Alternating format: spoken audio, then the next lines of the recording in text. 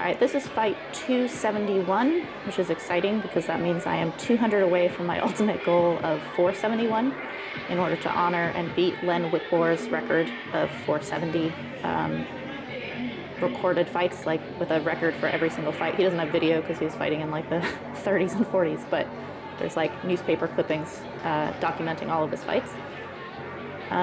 This is in Hua Hin, and my opponent is Nong Phetpirat, and she's over here in the blue corner. I'm getting in the red corner right now. I don't know my corner man. I basically had nobody helping me prior to actually getting in the ring. Usually I can like go grab someone and they'll give me my oil massage and I wrap my own hands and then they'll come with me up into the ring, and it's pretty easy to find someone to just do like basic corner man stuff for me.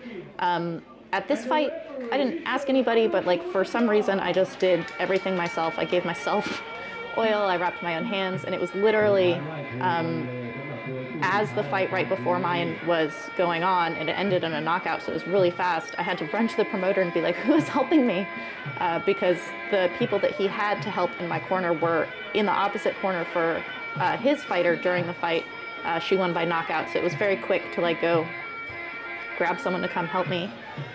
But if you look over to my corner and you see the guy all in black with his face mask on, that is Krusan, who used to be at the Sitmo Chai gym, and now he's at Elite Fight Club down in Hua Hin. So because this is Hua Hin and he has, he's a trainer at a gym in Hua Hin now, he had a fighter on this card and he was there. I was so happy to see Krusan, and I actually asked him, I asked him to like come more into the corner with everybody. I didn't want to like put responsibility on him, but he came over to support me in the corner, which made me so happy. I was like really excited to have him cheering in my corner. And then if you look down at the edge of the ring, you'll see like a bunch of little hands. There's like a little cheering section of Thai boys. There's two little Thai boys, a Thai young woman who had fought that night, who was actually really good. She won her fight. And then there was like an older boy, maybe like 16 or something. He's in a white shirt behind them. But they came to cheer in my corner. They came to take photos with me before my fight, like a little like fan club. And they were like, why don't you have anyone helping you? Why don't you have anyone come with you? And I was like very tempted to be like, do you want a corner for me? Like these little, you know, teenage kids come corner for me, but I didn't ask them at the moment because it seemed like a slightly crazy thing to do. But they came and cheered in my corner, which is really sweet. The boy in the white shirt said that he had met me before. He's like, do you remember me from Rompo Gym, which is in Bangkok, and I trained with Karhat there for a while, but I don't remember there being any Thai kids there, so I'm sorry. I don't remember him. But he was very enthusiastic and very sweet, so we have photos together. I don't know my opponent, Nong Bell. She's also Muay Khao. The promoter had told me that she was short, so he said that she'd probably be around 48 kilos. She's 49.1, I'm 46. He said she's short, but when we took a photo together, like with the belt in the morning of the weigh-in,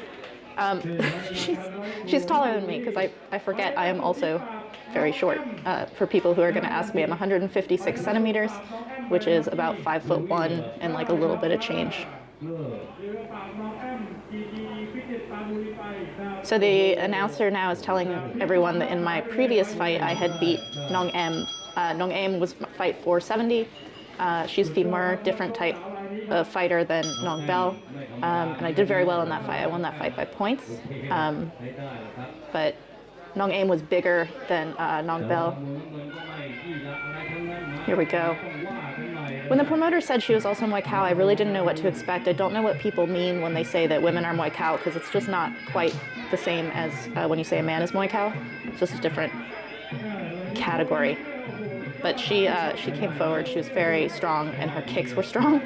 She threw all these teeps at me, and she nailed me in my solar plexus, which now still hurts a little bit, and this is like a solid week after the fight. Oh, look at her come. So she's trying to get her Muay Khao in now. She grabbed me, and she's trying to throw these knees. But I was able to get inside her left arm, so my right arm is controlling her left arm in the clinch. And when I get inside there, I call it building a frame. There's I have all the control in that situation. You always want inside position as much as possible. I overshot my hook there and got a little bit caught, but I'm able to move as we're clinching. I landed a couple of knees while we were against the rope there, so that's technically like a dominant moment for me. It's round one, so none of this matters too much. But look at her come. She's doing like her 1-2s.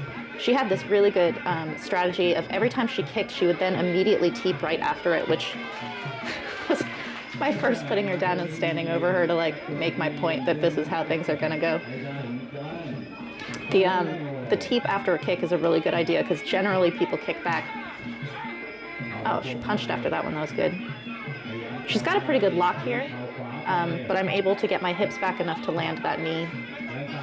I could feel a couple of my knees were tiring her even in round one. They were landing pretty flush. Here, I'm getting control. I'm much smaller. I'm about 6 pounds, 2.7 kilos smaller on the scale, so I think that she actually did cut weight a little bit for this fight. She looked much bigger in the ring. So for me to move her as the smaller fighter, it has a good aesthetic for the judges seeing that kind of dynamic. When I went back to my corner, I was breathing pretty hard after this first round. I'm never tired after the first round. Part of that is that I've kind of let my running go by the wayside just because my training has changed so much during COVID and I'm fighting so infrequently. I need to be running. That's not a real excuse, but it changed because my schedule changed. And I could feel after that first round that I should start running again. But it's also a testament to a different type of fight. Like, I don't have opponents like rushing at me very much in all of my fights. And this is fight 271. The number of opponents who have like really immediately put that pressure on me in round one is not many. Putting pressure on your opponent makes them stop breathing. This is like one of the reasons that you would want to put pressure, stay too close, like all of these things with your opponent in the ring is to get them to stop breathing. So it worked. She's doing the correct thing for a Muay Thai fighter.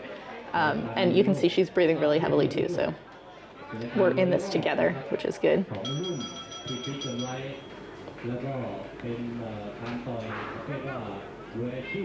I like this referee. He laughed a couple of times when I had my like dominant stand over her positions, or if I flipped her or something, he would laugh. There we go. Sylvie finally throwing a kick, round two. She was teeping me pretty good in round one, so I'm trying to teep the teeper. Oh, I think that's the one that hurt me. Look at this. She's bigger than me, and she's just like throwing me back into the ropes. Here's my spot, so I dragged her back a little bit, and she lost her balance, which breaking her root is good. And then I took her back here. The ref is laughing. He's like, no, no, no. You're allowed to do that. It's not a foul. But I don't know what he thought I was going to do when I had her back like that, but he was laughing. He's like, no, no, no. So here I'm getting kind of like the double inside on her neck. I should be wrenching her down or turning her. I'm actually unable to really break her root the way that I want to in that moment. And because she's taller, I'm kind of overextended. But it made her stand up too straight as well. And so I was able to kind of turn her easier. Because when people stand up too straight, they bring their feet together and they become easier to turn. There we go. Kick on a kick. She loads up a lot for that right hand. I don't think she ever landed it, but it looks good coming through space. Again, how she has to push her hips in like this, I'm able to score around her because she's pressing in so hard. Hips in is a good idea, but hips too far in, you've actually broken your like center line. Oh. My brother saw that part of the fight and he's like, did you mean to do that? Yes. So she was really coming at me in round one. Now she's actually kind of skating backwards, but doing the same things. So it looks different as you're watching the fight to see someone running backwards and throwing those kicks versus someone charging forward and throwing the kicks and punches. It's who's chasing whom. She still looks good because she's firing things as I'm coming in. So now I'm the one durning and she's trying to like tag me as I'm closing that distance. But because every time I catch her, I'm scoring a lot with knees and turns and things like this, her running backwards does not look like she's controlling the space. Her running backwards looks like she's trying to stay away from me. If she were staying away from me effectively and I was unable to catch her, all of her backpedaling and tagging as I'm coming in would be putting her like way in the lead. But because I am catching her and scoring and having these very dominant postural and point moments, her running backwards, especially having come forward in round 1, is a change in the dynamics. When you see a change in the dynamics in a fight, that's the narrative structure of scoring a fight that Kevin and I talk about a lot in our Muay Thai Bones podcast. I love narrative scoring. It's one of the reasons I really don't like and don't want to participate in 3-round fights, is that you can't have narrative scoring in a 3-round fight. It's just too short. So this is a 5-round fight. And that change in dynamics is only rounds 1 and 2, so it doesn't quite matter yet. But because there's been a change between rounds 1 and 2, now 3, which is a scoring round, has to like cement whose story is being told. Is it going to be what she was saying in round 1, or is it going to be what I was saying in round 2? And it's kind of like a battle over who takes control of the story arc now. All right, so I'm not charging forward. She's charging forward, so she's trying to like reestablish what she was doing in round 1. So she's scoring on me with these kicks and jumping away from me. So she's actually doing what she needs to be doing. I'm pushing her into the ropes. Didn't land that elbow, but when I'm pushing her in, as long as I'm not grinding in, that looks pretty good.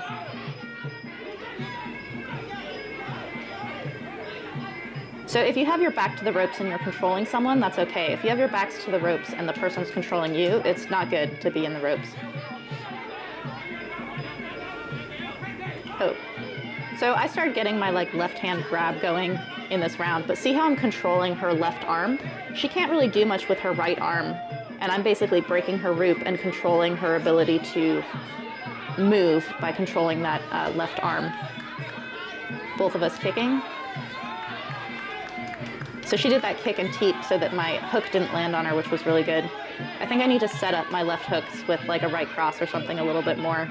I tend to lead with them, which they don't land as well. I had her arms like across her body like this against the ropes here. She can't, her arms are actually like this. She can't do anything to me.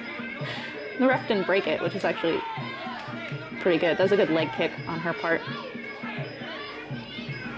So here's that building that frame. I have my left arm behind her neck and my right arm is controlling her arm, so I can turn her in any direction from that position. The double behind the head, you can't necessarily turn people very well from there. She's grabbing the ropes. That's a foul there. Oh, there's an elbow that landed. She got really upset after that elbow. Jabbed another one right there.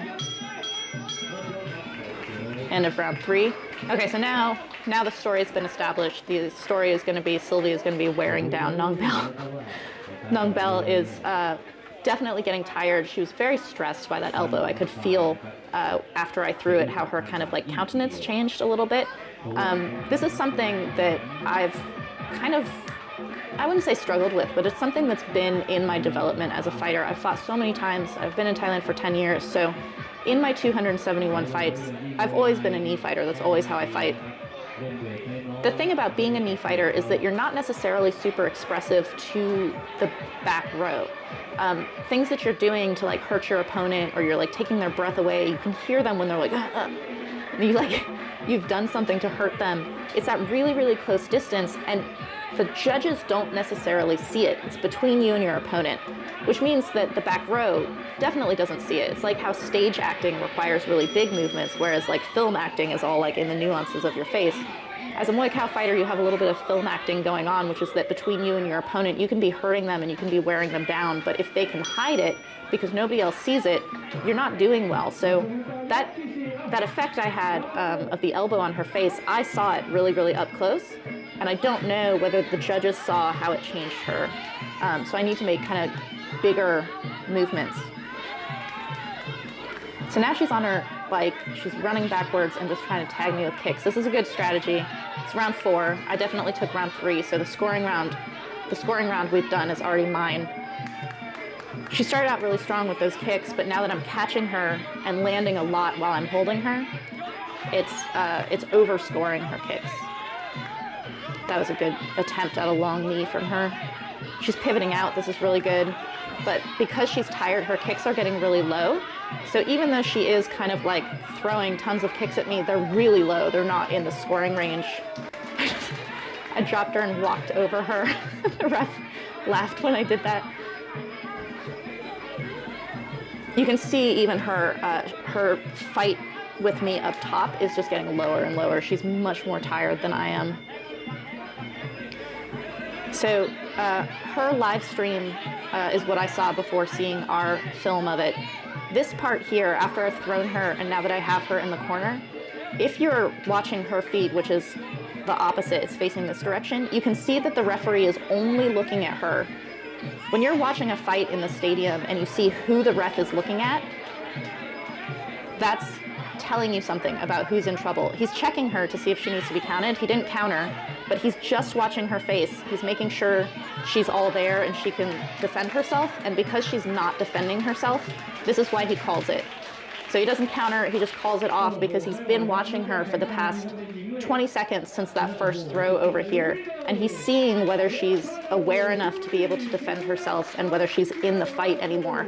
If you're not in the fight anymore, there's no reason to let the actual knockout happen. So this is a really good referee, and also this is something that's instructive for people who are watching Muay Thai fights. When it gets really up there and there's like a big thing going back and forth and one person seems hurt, watch who the referee is looking at. This is very instructive of where a fight is going and whether it's close to being called. So this was for a title. This was for the Western Region 48 kilo title, which I actually won in my last fight against Nong. So this was technically a title defense, and they didn't have the belt ready. So it's taking a second, but the referee is helping put it on, which is actually really nice. Usually they have like a VIP come in and like put it on, and the belt has this little hook part that goes like this, and so it's actually a little tricky to get it on sometimes, but that was a really nice photo there. Fight 471 against Nong Phetpirat. Hey, we are just leaving Hua Hin Muay Thai, which is in Hua Hin. I just had fight 271, which is a little bit crazy because that means I'm 200 away from my goal of 471. So that's nuts. This is the promoter, Phetpirat. See him in the Muay Thai Library soon. Thank you very much, Sylvie. Thank you very much. Thank you. So this was against Nong Bell, who is about 49 kilos. I weighed in at 46 because that's fucking what I weigh all the time. But this was again for the 48 kilo Western Region belt, which I fought for about a month and a half ago in fight 270 and won. So I've like defended the belt, which is kind of cool. I definitely feel like some of the things I'm working on came out in this fight, but I had to be way more like grabbing and kneeing in this fight than I was in my last fight, just because it's a very different style. Nong Bell is also Muay Thai, so there's a lot more like of that energy, which I haven't fought against very many times, and definitely not in a while. So thank you to Yod Kun Pan, who's been giving me a lot of bashy energy leading up to this. Thank you to Kevin, who's always here supporting. Thank you to everyone who came out and watched me fight and cheered for me. That was really cool. Thank you so much. Yeah, and hopefully I'll have another one soon. 271, win by KO. Talk to you guys later.